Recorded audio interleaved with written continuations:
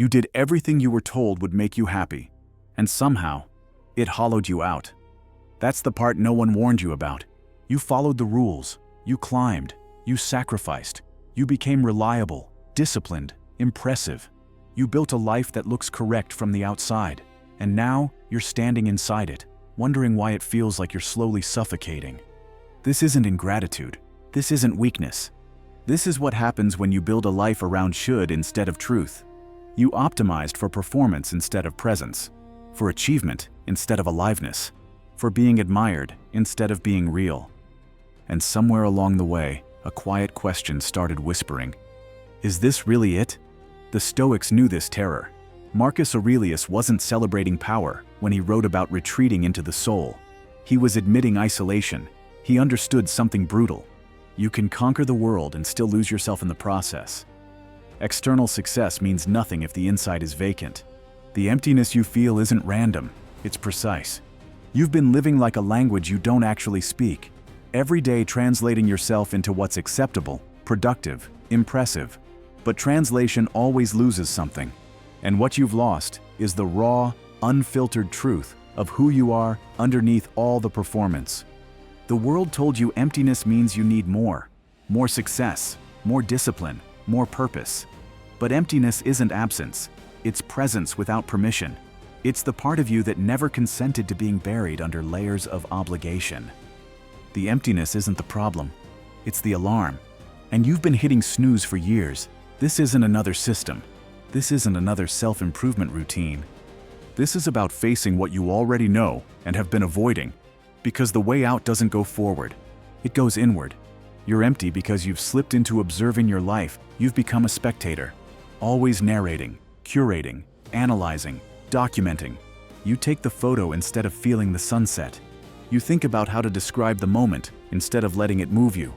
You're always one step removed. This is the modern illness no one names.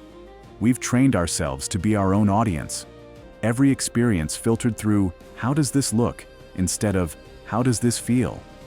Marcus Aurelius warned about this centuries ago. Stay with the present, not because it's pleasant, but because it's the only place life actually happens. When your mind drifts, you disappear. You become a ghost, haunting your own body, eating without tasting, talking without connecting, moving without arriving. You replaced experience with commentary. And commentary is empty. You can't think your way out of this. You have to feel your way through it. That means putting the invisible camera down, tasting your coffee, listening without rehearsing your response, letting moments swallow you whole without deciding if they're important. What you're craving isn't bigger experiences, it's deeper presence. Those few seconds where you forget yourself entirely. No image management, no narrative, just being alive without armor. That hollow feeling grows when self-improvement turns you into something to optimize instead of someone to live as. A machine to upgrade, a problem to fix. You track, measure, improve, upgrade. You became efficient and disciplined and accidentally engineered the humanity right out of your life. There's a quiet violence in constant optimization, treating rest as a flaw, spontaneity as a bug, messiness as something to eliminate. You became so focused on becoming better that you forgot how to simply be. Seneca said it plainly, "Life isn't a problem to solve, it's a reality to experience." When you live in improvement mode, you're always the before version, never allowed to arrive. The emptiness comes from self-abandonment. Every time you override your body, ignore your emotions, dismiss your desires as weaknesses, you send yourself the same message. You as you are not acceptable. And optimization never ends. There's always another level, another flaw, another version just out of reach. So you keep running, and the emptiness grows, because you're running away from the only thing that could actually fill it. Real growth isn't conquest, it's understanding. Discipline rooted in self-respect feels different than discipline rooted in self-hatred. Listen to the voice in your head. Is it guidance or a tyrant? You don't need another system.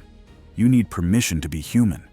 A big part of the emptiness comes from connection without real exposure, closeness without being known. You're surrounded by people, but not truly seen. Conversations stay safe, predictable, functional. You share updates, not truths. Proximity without exposure. This is loneliness inside connection, worse than being alone. You learned how to be lovable without being seen, and the mask gets affection, but you don't. What stays hidden can't be held. The Stoics understood this too. Strength isn't needing no one. It's being strong enough to be vulnerable with the right people. You fragmented yourself, different pieces for different rooms. No one sees the whole. And neither do you. Protection keeps you safe from rejection, and unavailable for real connection. The emptiness is the price of armor. The ache deepens when life stays in rehearsal mode and participation keeps getting postponed. Waiting to be ready, waiting to be healed, waiting to be worthy, waiting for permission that never arrives. Ready is a mirage. You keep rehearsing for a life that's already happening, telling yourself you're being responsible when you're actually postponing being alive. Seneca saw this trap clearly. People act like time is endless while complaining they have none. They delay joy, meaning engagement, waiting for certainty that never comes. You're not preparing, you're avoiding. Participation is terrifying because it requires vulnerability, speaking before certainty, loving without guarantees, living like someone who knows time is finite. What keeps the cycle alive is treating the emptiness like something to numb instead of something to hear. Scrolling, working, planning, buying, fixing. Emptiness shows up and you silence it instead of asking what it's trying to tell you. But emptiness isn't a defect. It's a messenger. It's telling you something fundamental is misaligned. The life you're living doesn't match the life you need. But you can't hear that if you're always drowning it out. The Stoics didn't chase comfort. They chased clarity. They knew truth often arrives dressed as discomfort. What if emptiness isn't asking to be filled, but to be heard? What if it's pointing to borrowed values, outgrown dreams, relationships that feed the image but starve the soul, safety without aliveness, comfort without meaning?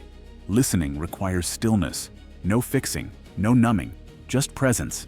And here's the part that changes everything. You're not broken. The emptiness is proof that something alive in you is still paying attention, still honest, still unwilling to settle for a life that only looks right. This isn't the end of the story. It's the turning point. Because once you stop running from the signal, it stops hurting and starts guiding. You don't fix this by becoming more impressive. You heal it by becoming more present. You don't need to tear your life apart. You just need to step back into it. One honest moment, one real conversation, one choice to feel instead of perform. That's how aliveness returns, quietly, gently, naturally. You stop optimizing, stop watching, stop rehearsing, and you remember something simple and powerful. You're already allowed to be here. You're already enough to participate. You don't have to earn your life. The Stoics weren't teaching detachment from the world. They were teaching how to meet it fully, without armor, without illusion. Your emptiness isn't your enemy. It's your compass. And it didn't bring you here to punish you. It brought you here to bring you home. If you're ready to stop surviving your life and start living it, even imperfectly, subscribe to Ascend X Awaken. You're already on the way.